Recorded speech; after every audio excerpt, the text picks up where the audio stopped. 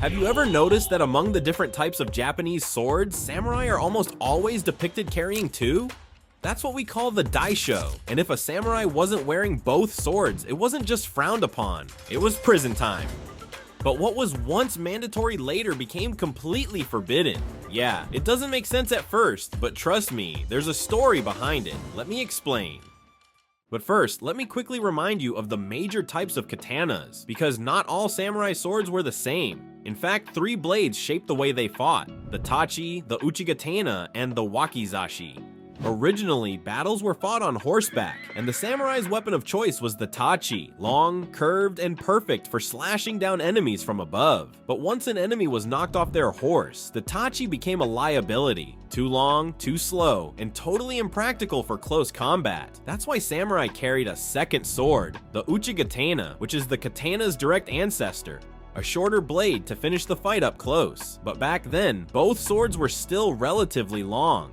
So instead of carrying 2 large swords, samurai paired the uchigatana with a wakizashi, a smaller blade used when space was too tight for a full-length katana or when they were forced into close combat. It was also the weapon used in seppuku, the final act of honor in the life of a samurai. The set of these 2 Japanese swords was called Daishō, referring to the pairing of a long sword with a short sword. But why did the samurai carry both a katana and a wakizashi at the same time?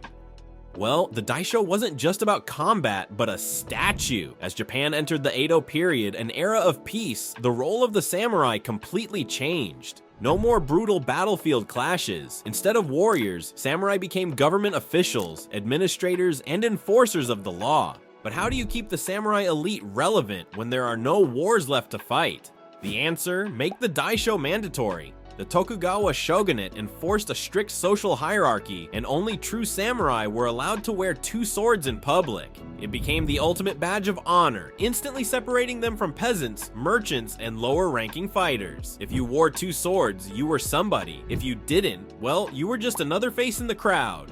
Even though the Daishō became more of a status symbol during the long peace of the Edo period, it still had real combat advantages. Having 2 swords meant ultimate flexibility. The katana, perfect for open combat, where reach and power mattered most. But in tight spaces, castles, and indoor fights, swinging a long blade was a death sentence. That's when the wakizashi took over, smaller, faster, and perfect for confined combat. But some samurai didn't just carry both swords, they mastered them, and no one did it better than Miyamoto Musashi, Japan's greatest duelist. With his Niten Ichi-Ryu style, he turned the Daishō into a lethal 2-handed fighting style.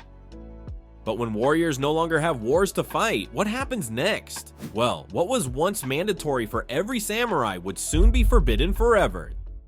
The Meiji Restoration of 1868 changed everything. No more cool samurai hairstyle, badass armor, nor kimono. Japan was modernizing rapidly, adopting Western technology, firearms, and military tactics. The age of the sword was coming to an end.